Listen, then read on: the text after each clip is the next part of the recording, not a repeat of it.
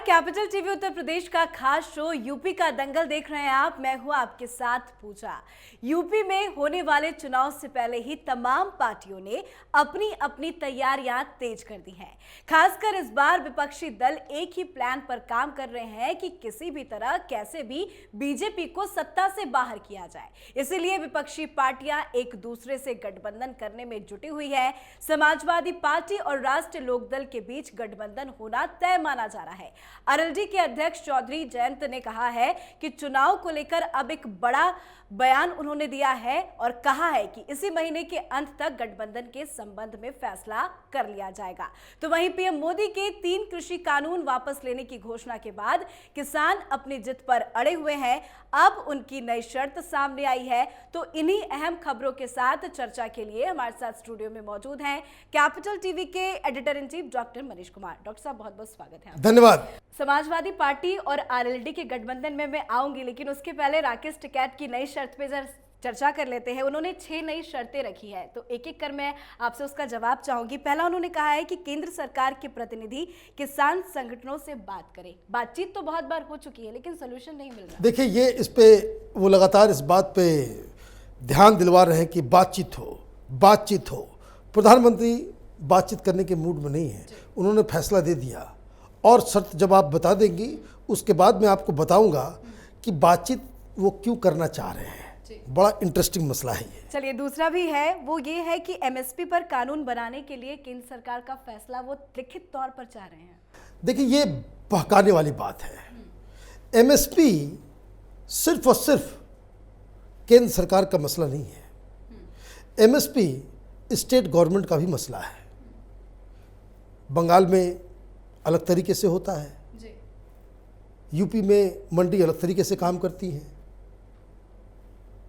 बिहार में मंडी है ही नहीं, केरल में मंडी है ही नहीं। हर राज्य का अपना अलग अलग सिस्टम है। तो एमएसपी के ऊपर कानून और लिखित गारंटी और ये बहकाने वाली बात है। और मैं आपको बता दूं, ये लोग प्रधानमंत्री के नुएंसेस को समझने में थोड़ी चूक करते हैं। एक दिन पहले ही, कल ही उन्होंने एमएसपी के ऊपर एक कमेटी बनाई जाएगी, ये पीएमओ की तरफ से ट्वीट आया हुआ है कि भाई वो चाहते हैं कि एक विशिष्ट दल उसके ऊपर पूरा चीज़ बातचीत करे और उसका एक ट्रांसपेरेंट सिस्टम तैयार हो। और ट्रांसपेरेंट जैसे ही बोला जाता है, इन दलालों के शरीर के अंदर जो है ना, वो दर्द शुरू हो जाता है कि जहाँ कहीं प्रधानमंत्री ट्रांसपेरेंसी की बात करते हैं, मतलब बैंक टू बैंक ट्रांसफ़र, दलाल बिचौलिया सब खत्म, उससे ज़्यादा इनको परेशानी हो जाती है। तो ये बहकाने वाली बात है कि इसके ऊपर कि भाई एमएसपी के ऊपर एमएसपी की गारंटी कौन क्या दे सकता है, ये बेकार की बात है। चलिए, तीसरी शर्त भी बता देते हैं। वो कह रहे हैं कि प्रदर्शनकारी हजारों किसानों और उनके नेताओं पर जो दर्ज मुकदमे हैं उन्हें वापस लिया जाए। वाह, तिरंगे का अपमान करने वाले को छोड़ दिया जाए। लाल किले के ऊपर जो इन लोगों ने कुकर्म किया उसको छोड़ दिया जाए, उसको माफ कर दिया जाए। ट्रैक्टर जो रौंद रहे थे लोगों को शराब के नशे में, उनको छोड़ दिया जाए। जिन लोगों ने बंगाल की उस बेटी के साथ बलात्कार किया, गैंग रेप हुआ प्रदर्शन स्थली के अंदर, उसके टेंट में, छोड़ दिया जाए। जितना आसपास में लूटपाट मारपीट के जो केसेस दर्ज हुए हैं इस आंदोलनकारियों के ऊपर, उनको छोड़ दिया जाए। ये कौन सा शर्त ये दे रहे हैं और ये शर्त कौन सी सरकार मानेगी, ये देश की जनता भी देखना चाहती है कि कैसे ये ब्लैकमेलिंग के जरिए आप हिंदुस्तान के आन बान शान के ऊपर बट्टा लगाने वाले को आप रियायत दे सकते हैं। जी बिल्कुल, लखीमपुर का भी मामला उन्होंने उठाया है। वो कह रहे हैं कि लखीमपुर कांड के पीड़ितों को न्याय मिले और दोषियों पर कार्रवाई हो। भाई, पीड़ितों को न्याय दिलाना, कार्रवाई होना, कोर्ट में चल रहा है मसला, जेल के अंदर है लोग। आप ये कहोगे कि भाई भारतीय जनता पार्टी के लीडर के परिवार के लोगों को जेल के अंदर डाल दो, और जिन लोगों ने जिंदे लोगों के ऊपर लाठी से वार करके उसको वहीं पे मार दिया, लिंचिंग कर दी, उसको छोड़ दिया जाए। ये बेकार की बातें हैं। ये इस तरह की शर्तें न कोई सरकार मानेगी और ना ही मानना चाहिए। और इस तरह की चीज़ों को कि इस बर्बर मांग को देश के सामने रखना चाहिए, ये पता लगाना चाहिए कि ये दरअसल किसान नहीं है, किसान के भेष में ये लोग ब्लैकमेलर्स हैं। और इसी लखीमपुर कांड को लेकर आज प्रियंका गांधी ने पीएम मोदी को चिट्ठी लिखी है, न्याय की मांग कर रही हैं। अरे भाई, पीएमओ थोड़ी न्याय करता है, ये सब देखिए राजनीतिक लोग हैं ये लोग, इनकी राजनीति जो है बिल्कुल खत्म हो गई है। और इसलिए ये हर चीज़ में प्रधानमंत्री मोदी इस देश के कानून के हिसाब से, जो व्यवस्था है उसके हिसाब से न्याय देने का काम अदालत का है। जी। ये कोर्ट में डिसाइड होगा कौन गुनहगार है कौन गुनहगार नहीं है, ये प्रधानमंत्री थोड़ी तय करेंगे। अजीब स्थिति है। मैंने आप लोगों को बरगलाने के लिए आप कुछ से कुछ उल्टे पुल्टे डिमांड्स आप कर दोगे और मैं आता हूं आपके पहले। जी सर, 2 शर्तें हैं, उस पर भी जरा चर्चा कर लेते हैं। राकेश टिकैत ने बिजली बिल का भी मुद्दा उठाया है। सब कुछ फ्री कर दें इनके लिए। मैंने कामचोरी जो है ना, इन लोगों के डीएनए में घुसा हुआ है। सब कुछ फ्री चाहिए इनको, बीज फ्री चाहिए, खाद फ्री चाहिए, इनको बिजली फ्री चाहिए, पानी फ्री चाहिए, और ऊपर से उसको ज़्यादा एमएसपी भी चाहिए। ये पैसे कहाँ से आएंगे? ये देश के मेहनत कश लोग, मिडिल क्लास का पैसा होगा, हमारे टैक्स से जाएगा। ये सब कुछ फ्री कराने का जो आदत है, कई सारे देश इसी वामपंथी पॉलिसीज की वजह से सड़क पे आ गए हैं। लैटिन अमेरिकन कंट्रीज में जिस तरीके से आप देखिए क्या हो रहा है, इक्वाडोर में क्या हो रहा है, कोलंबिया में किस तरीके से, ब्राजील, हर जगह जहां जहां इन लोगों ने ये फ्री बीज जहां दी जाती है, वहां की इकॉनमी तो चौपट होती ही होती है, देश खंड खंड हो जाता है। चले आए मुंह उठा करके ये फ्री चाहिए वो फ्री चाहिए, और इस तरह के नेताओं को, इस देश की जनता को बहुत महंगा पड़ेगा। आने वाले जनरेशन कभी माफ नहीं करेंगे इन लोगों को कि जो फ्री के नाम पे सब कुछ जो है वो लोगों को वोट करते हैं। सिर्फ बिजली बिल ही नहीं, वो तो अब ये भी कह रहे हैं कि पेट्रोल डीजल के भी दाम बढ़ रहे हैं, उसको भी सब कुछ इनको फ्री कर दिया जाए। पराली जलाओ, पराली जलाने वाले के खिलाफ भी जो है केसेस रोक दो। मुझे तो ये समझ में नहीं आता है, पोस्टर लगा के घूमेंगे भाई, किसान नहीं तो अन्न नहीं, अन्न नहीं तो देश नहीं, फलाना अन्नदाता अन्नदाता। देश में किसे फ्री में देता है ये किसान किसको फ्री में अनाज देते हैं? हिंदुस्तान के लोग मेहनत करते हैं और जो अनाज खाते हैं उसकी कीमत देते हैं। ये इस तरह का मुझे तो ये इन जार्गन से मुझे प्रॉब्लम होना शुरू हो गया है। जी। आप देश को बिल्कुल पीछे लेकर के जाने के चक्कर में हो आप। और ये कांग्रेस पार्टी, इनका तो बुद्धि ही भ्रष्ट हो गया है। मनमोहन सिंह को ये लोग बताएगा कि भाई बहुत महान प्रधानमंत्री, लिबरलाइजेशन जो लेकर के आया, जो मार्केट को ओपन किया, सोशलिस्ट इकोनॉमी से बदल के हमने मार्केट इकोनॉमी को अपनाया, किसने किया? कांग्रेस पार्टी ने। चुनाव हार रहे हो तो आप उल्टी पुल्टी बात करोगे। सुप्रीम कोर्ट के पैनल ने साफ साफ कहा है कि सरकार ने, और ये मैं भी मानता हूं कि प्रधानमंत्री मोदी ने इन कानूनों को वापस लेकर के हिंदुस्तान के किसानों के साथ धोखा किया है। जी, अब जरा पहली शर्त आपसे समझना चाहेंगे, जो संगठन की मीटिंग चाहते हैं उसका सॉल्यूशन क्या है? हाँ, ये बड़ा इंटरेस्टिंग है। आपने देखा भाई, आप तो गई थी वहाँ पे किसान आंदोलन के पास, सारे लोग खुशियाँ मना रहे थे, पार्टी चल रही थी, शराब पी करके डांस वांस भी कर रहे थे रात में लोग। कोई बात नहीं, सेलिब्रेट कीजिए। लेकिन जिनको तो दूल्हा बनना था वो तो बन पाया नहीं, घोड़ी पे चढ़ पाया नहीं। ये राकेश टिकैत, आपने देखा टेलीविजन पे कितने उदास से, चेहरा मुरझा गया है। ये जो बाकी जो लुटियन गैंग के पत्रकार और दलाल मीडिया, वो डंका बजा रही है कि ऐतिहासिक जीत है, ऐतिहासिक जीत है। अरे भाई, ऐतिहासिक जीत है, चेहरे पे तो कुछ नज़र नहीं आ रहा।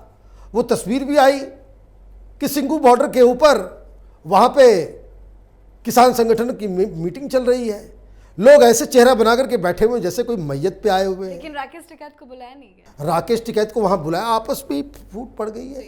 राकेश टिकैत इसलिए बातचीत करना चाहते हैं क्योंकि इनको लगा कि भाई बातचीत करके बुलाया जाएगा, प्रधानमंत्री से मीटिंग होगी, गृह मंत्री से मीटिंग होगी या सरकार के किसी नुमाइंदे से मीटिंग होगी, हम लोग जाएंगे और उसके बाद ये कानून वापस लिया जाता तो वहाँ से वो बाहर निकलते, हीरो बन के निकलते, माला वगैरह पहनते, उनका पूरा स्वागत होता। प्रधानमंत्री मोदी ने सीधे जड़ से ही ये प्रॉब्लम को सॉल्व कर दिया। किसी से न बात की, न किसी से कंसल्ट किया और सीधे सीधे जो है वो आकर के उन्होंने घोषणा कर दी कि हम तो क्रेडिट किसके पास चला गया कि कानून को वापस करने का क्रेडिट सीधे प्रधानमंत्री के पास चला गया। ये लोग ठगे से महसूस कर रहे हैं। अब ये लोग जो नॉन पॉलिटिकल लोग हैं इस किसान आंदोलन में, जो नॉन पॉलिटिकल ऑर्गेनाइजेशंस हैं, हालांकि सब तो धुर्त हैं, ये सब पॉलिटिकल पार्टीज के जमानत जब्त लीडर्स हैं, सब चुनाव लड़ना चाहते थे, सब चुनाव लड़ेंगे भी। अब इन लोगों के साथ दिक्कत ये हुआ कि भाई जो लोग नॉन पॉलिटिकल है वो कह रहे हैं कि भाई कानून वापस, अब घर चलते हैं। लेकिन वामपंथी संगठन और ये राकेश टिकैत, इन लोगों को लगता है कि भाई हम लोग तो हीरो बन पाए नहीं, माला वाला जुलूस वगैरह निकला नहीं, क्रेडिट मिला नहीं।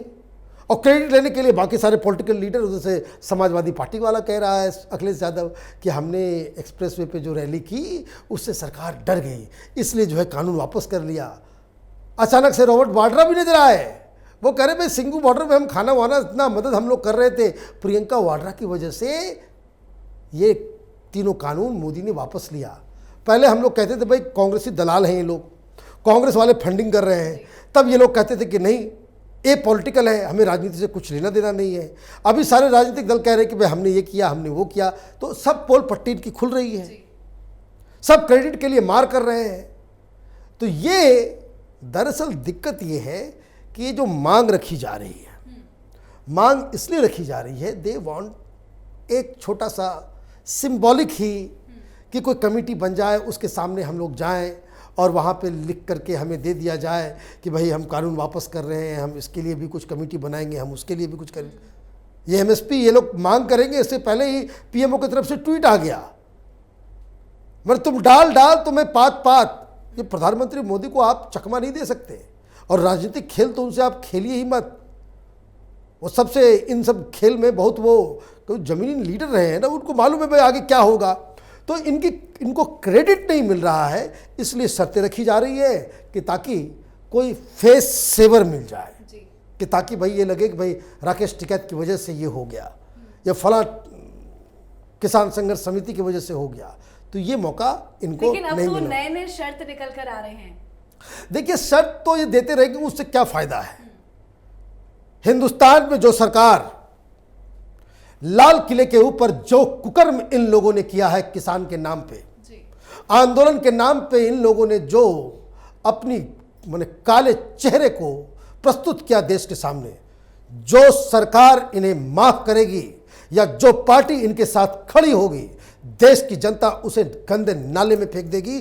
कोई इस पे कॉम्प्रोमाइज नहीं हो सकता।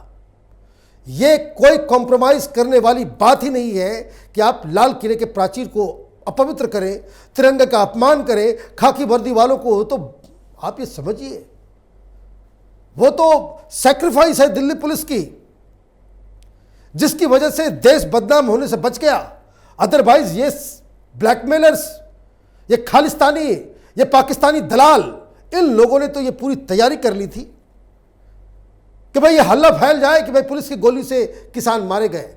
पूरी दुनिया में देश पे लोग हंस रहे होते, सरकार पे हंस रहे होते, यही इनकी मंशा थी। लेकिन आंदोलन को बिना बलपूर्वक कैसे कुचला जाता है, ये प्रधानमंत्री मोदी ने साबित कर दिया। चलिए सर, जरा चुनावी चर्चा भी कर लेते हैं। आरएलडी से जयंत चौधरी ने पहले कहा था कि हमारा समाजवादी पार्टी से कोई लेना देना नहीं है, हम गठबंधन करने नहीं जा रहे हैं। अब एकाएक आज एक बयान बहुत ज़्यादा सामने निकल कर आ रहा है, जिसमें वो कह रहे हैं कि इस महीने के आखिरी तक समाजवादी पार्टी के साथ गठबंधन हो सकती है। देखिए, बहुत जगह खबरें चल रही है, हिज ऑप्शंस आर ओपन। और ये भी एक दिक्कत है, ये जो चेहरा जो मुरझाया हुआ है राकेश टिकैत का। राकेश टिकैत आरएलडी, उसी जयंत चौधरी के पार्टी के नेता हैं, किसान संगठन चलाते हैं, लेकिन चुनाव नेतागिरी करने की अभिलाषा अंदर है, जमानत जब्त करवा चुके हैं इसी के जरिए। तो चुनाव सब लड़ना चाहता है, कोई बात नहीं, तो कोई बुराई नहीं है। लेकिन आप ये कहो ये केजरीवाल की तरह मैं अपने बच्चों की कसम खाता हूं और फिर वही काम कर देगा। गूगल पे जाइए, आपको यूट्यूब पे कितने मिल जाएंगे कि मैं जीवन में मैं कसम खाता हूं, मैं जीवन में कभी राजनीति, कभी चुनाव नहीं लड़ूंगा, कभी मंत्री नहीं बनूंगा। देखिए, तो केजरीवाल ऐसा आदमी इतना बड़ा झूठा हो सकता है, ये लोग तो उससे भी कई डिग्री के आगे हैं। और आरएलडी जाटों की पार्टी है। और अभी जयंत चौधरी को यह समझ में आ रहा है कि this is the best time alliance बनाने का। अब इस कहानी को समझिए, ये जो बातचीत हो रही है, ये बातचीत अखिलेश यादव से हो रही है। जो हमें मालूम चल रहा है कि जयंत चौधरी ने साफ साफ कह दिया कि 60 सीट चाहिए, 60 सीट चाहिए। अखिलेश यादव 24 सीट देना चाहते हैं। 5-6 डिस्ट्रिक्ट्स हैं जहां जाटों का वोट है, जहां आरएलडी जो है वो मजबूत स्थिति में है, इसमें कोई डाउट नहीं है।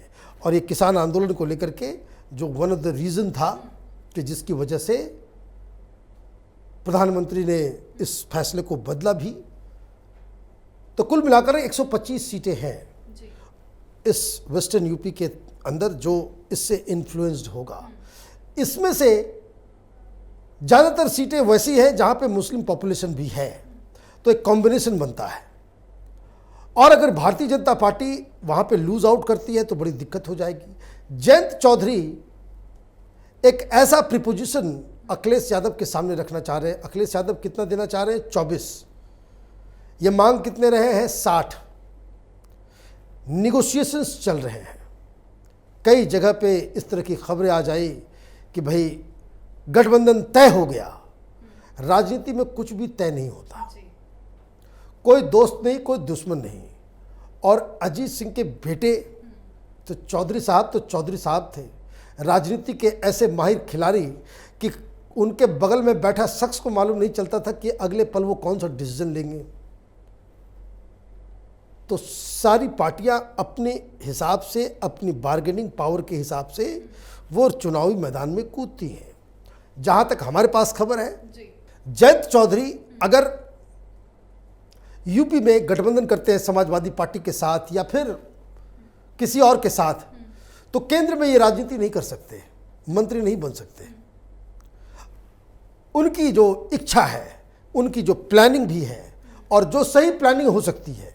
कोई भी आदमी ये चाहेगा कि भाई हमारे लोग ज़्यादा से ज़्यादा जीते, उनके पास स्टेट में भी पावर हो, और मैं खुद, चूंकि मैं खुद एक पार्टी का लीडर हूं, किसी दूसरे व्यक्ति के अंदर हम मंत्री नहीं बन सकते, तो हमें केंद्र में भी एक मंत्रालय चाहिए। तो केंद्र में तो मंत्री परिषद में बीजेपी ही ला सकती है, दूसरा तो कोई तरीका है नहीं। और ये सारे निगोशिएशंस जो अंदर अंदर चल रहे हैं, उसी से तबीयत खराब हो रही है राकेश टिकैत की। क्योंकि आपको मैं बता दूं, 26 जनवरी को यह आंदोलन खत्म हो गया था। अगर उस दिन सरकार पुलिस भेज के सिंगू बॉर्डर और हर जगह इन लोगों को उठा के खदेड़ दी होती, मामला उसी दिन खत्म हो गया होता। लेकिन मोदी सरकार से वो उस दिन एक स्ट्रेटेजिक मिस्टेक हो गया। वो मिस्टेक ये हुआ कि आपने कुछ नहीं किया। सुप्रीम कोर्ट का आदेश आपके पास था, सुप्रीम कोर्ट के जजेस के सारे चीज़ें आपके पास थी।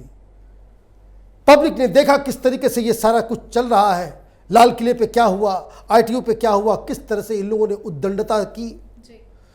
तो लोग कहते कि भाई सही किया, लेकिन आपने ये काम नहीं किया।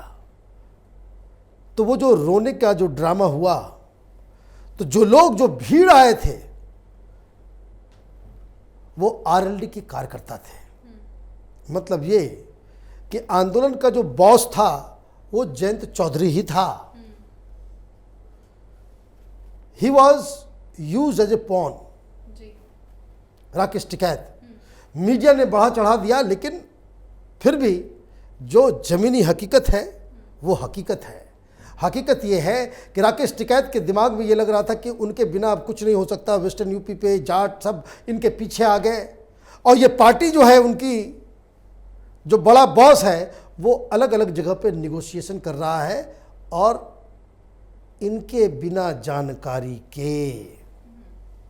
यही दिक्कत है कि आपने आंदोलन तो कर लिया, सब कुछ कर लिया, क्रेडिट भी मोदी नहीं लेने दिया, और जो पॉलिटिकल निगोशिएशंस हो रहे हैं उसमें जयंत चौधरी आपको बाहर कर दे रहे हैं।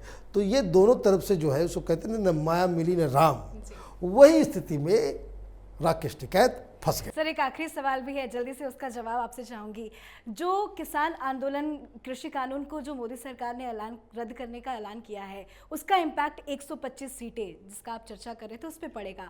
उन सीटों पर जयंत चौधरी का भी इम्पैक्ट है, उनकी पकड़ है।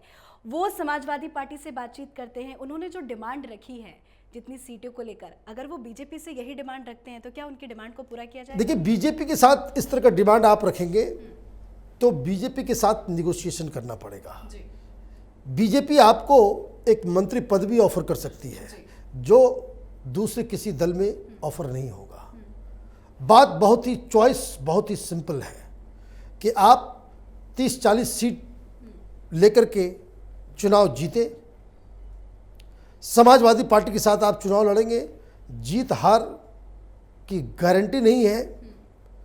आप इधर जीते और केंद्र में मंत्री बने, आप इधर जीतेंगे तो आप खुद मंत्री नहीं बनेंगे, आपके लोग जाएंगे। या फिर अगर आप ये कर सकते हैं कि आप अखिलेश यादव के मंत्रिमंडल में एक मंत्री बनने के इच्छुक हैं या वो आपको ठीक लग रहा है, तब तो आपको समाजवादी पार्टी के साथ हाथ मिला लेना चाहिए।